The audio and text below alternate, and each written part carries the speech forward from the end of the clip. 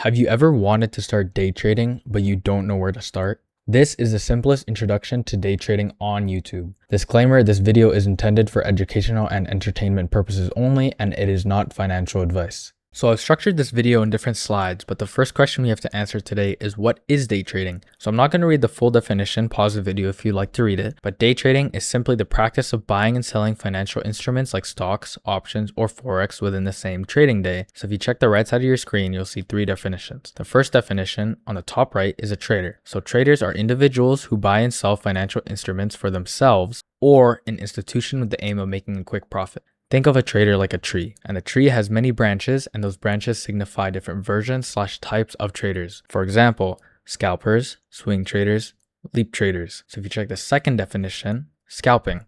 Scalping is a trading strategy that attempts to profit from multiple small price changes. Usually, scalpers use that strategy on the 1 minute all the way up to generally the 15-minute time frame.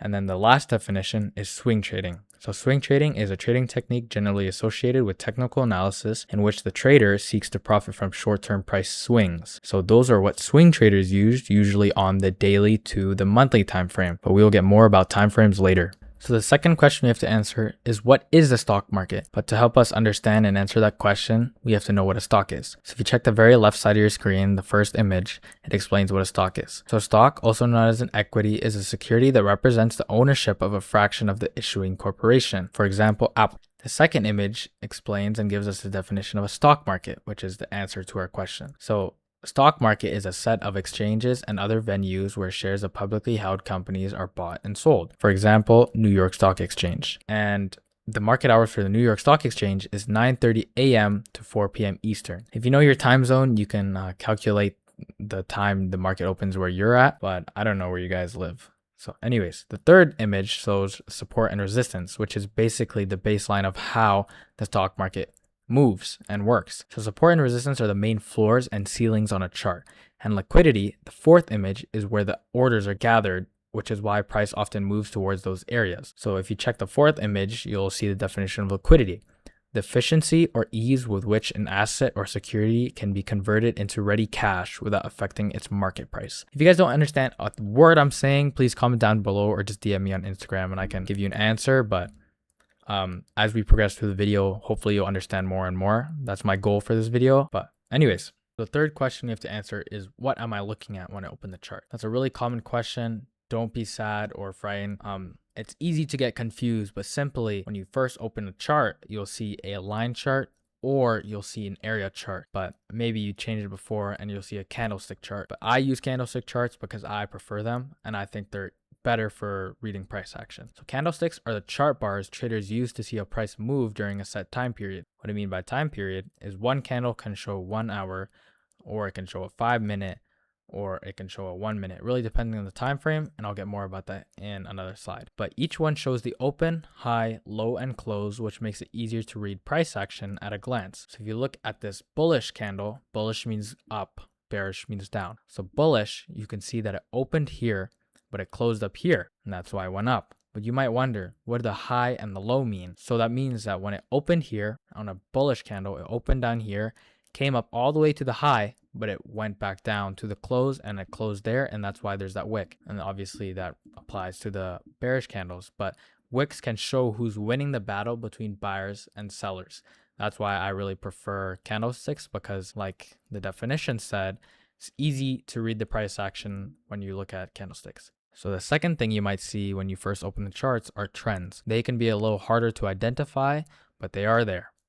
So a trend in trading is the overall direction price is moving. It can go up, down, or in the worst case, sideways. So an uptrend, which means price is going up, it's getting more expensive. So price makes higher highs and higher lows. Downtrends, price makes lower highs and lower lows. So downtrends obviously means it's getting less expensive, but in the worst case, there's sideways trends. That means price moves in a range without a clear direction. So there's no continuation, nothing. It's really hard to trade during that sideways trend. I don't recommend it.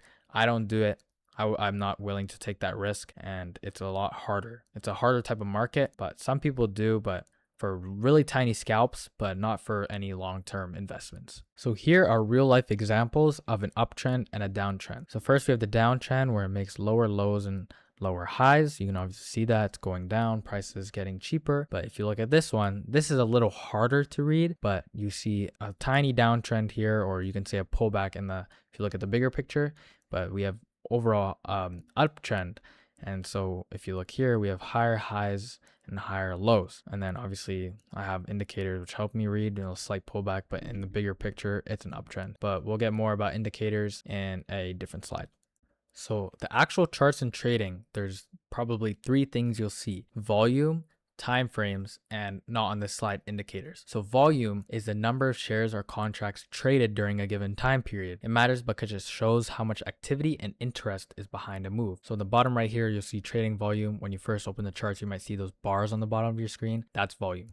Secondly, time frames. They're just the speed of the chart. A 1-minute chart shows each minute of price action. A 5-minute chart groups price into 5-minute blocks, and a 15-minute chart shows a wider, smoother view of the move. So if you're using a candlestick pattern or a candlestick chart, you'll see one candle is 1 minute, and that shows 1 minute of price action, and obviously changes varying depending on the time frame. And then the question, why traders use different time frames. So the shorter the time frame, the more detail you see, but also the more fake outs and noise. The longer the time frame, the less noise you see, but the slower the setups form. Many traders check more than one time frame so they can see the bigger trend and the smaller entry signal. So checking on the top right, the picture here, with shorter time frames, you don't get the full picture. So the 1 hour could be going down, but the daily could be going up. Your idea of a trade might change when you see the bigger trend. And looking back at the previous slides, when I talked about different types of traders, swing trader, scalper. Swing traders usually use the 1 day to the monthly time frame, and their setups take a long time to form. But for day traders and scalpers, they usually use the 1 minute to 15 minute, and their time frame has more fake out and noise, but their strategy shows more frequently. And then lastly, indicators. I didn't add this on the slide, but indicators can either make or break you. And indicators depends on the person. If your strategy, because obviously strategies are personalized for the person, it varies. You can't just fully copy one strategy because you are different from them. And so that's why it's important to personalize your strategy. I'll talk about my strategy in a different video and also talk about psychology, but different strategies use different indicators, but indicators are really useful if they actually help your system and your strategy. But if it doesn't, then just get rid of it. It's just more noise, and that's the opposite of what I want to do. I want simplicity, because the easier and simpler the thing is, the more repeatable it is, and you can have so much more experience, and it's just less noise. Here are some real life examples why it's important to use some different time frames. So on the right is the daily, and obviously it's going up, but the 1 minute is sideways. Obviously these are some different charts, tickers, stocks, whatever you want to call it, but they have the same concept. The 1 minute can be straight sideways, but the daily can be up. Here's what most people don't really talk about in trading, and it's the economic part. So we'll talk about the buy, sell, profit, and loss, and then we'll talk about market orders and limit orders, and then explain what bid, ask, and spread is. So buy is you enter a trade because you think the asset will rise in value. Vice versa for sell, you enter a trade because you think it'll fall. Profit or loss depends on the difference between the price you enter and the price you exit. And then the 2 order types is market orders and limit orders. There's a few more, but those are a lot more complicated. No need to learn them really as a beginner. But essentially market orders buys or sells right away at the best available price, while a limit order only fills at your chosen price or better. So market orders are simply speed first, price second.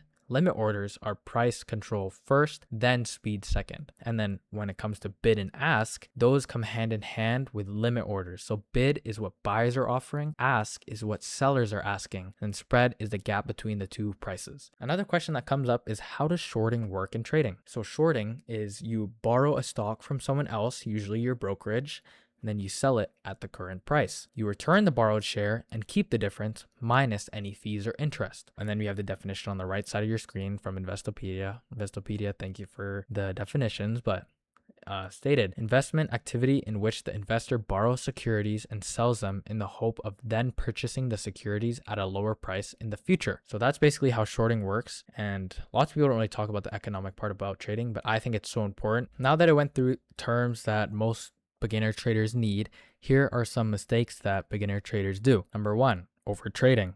Overtrading means taking too many trades, usually without a clear reason or plan. In trading, it often happens when someone chases every move, tries to win back losses fast, or trades out of boredom or emotion. Don't overtrade. Number 2, trading emotionally. FOMO, or fear of missing out, revenge trading, and holding losers too long are common traps that beginners tend to fall into. Don't trade emotionally. 3, ignoring risk management.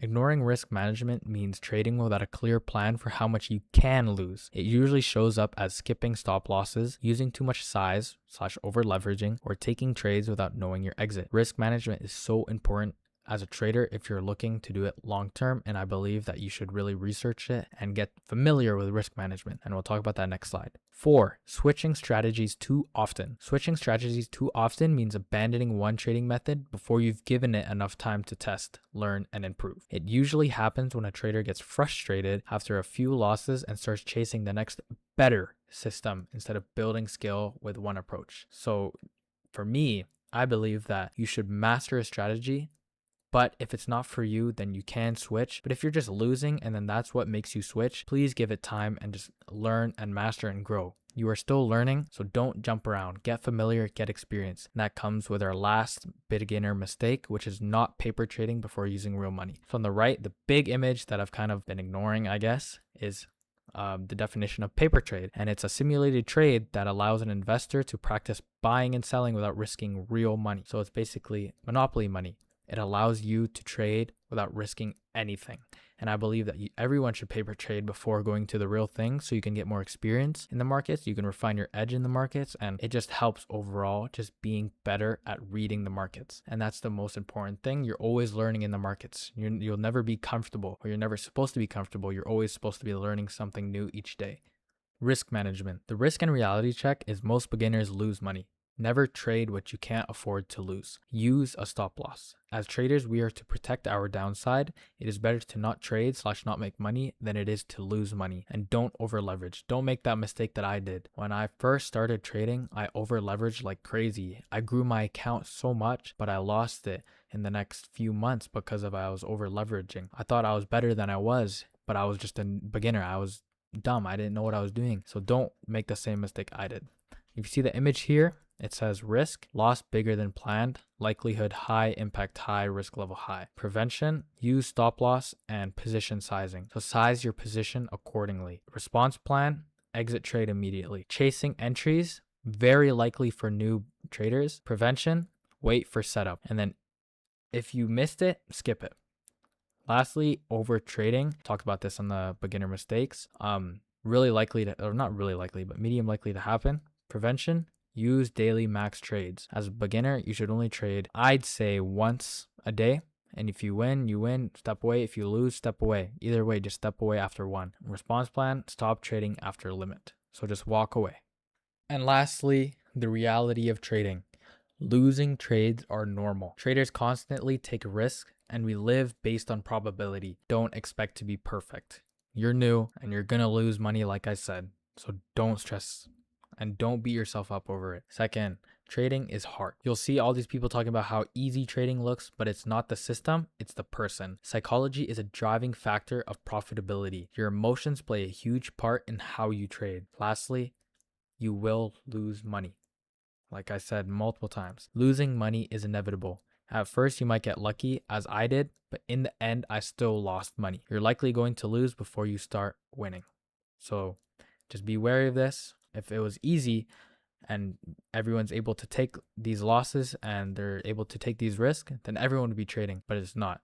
So don't beat yourself up for it, and time passes anyway. So if you want to learn, might as well learn. Hopefully by the end of this video, you have a basic understanding of what trading is and you have the choice to whether or not you want to learn. Remember, trading is not a get rich quick business. It is hard, it will take time, and you will lose money, but time passes anyways. If you have any questions, make sure to leave them in the comments or hit me up on Instagram and I'll do my best to respond to them. I will leave a link in the description where you can watch me live trade every morning in real time. And if you want to see more of these videos, make sure to like and subscribe. It actually took a while to make this video, and I'll see you in the next one where I talk about psychology for traders.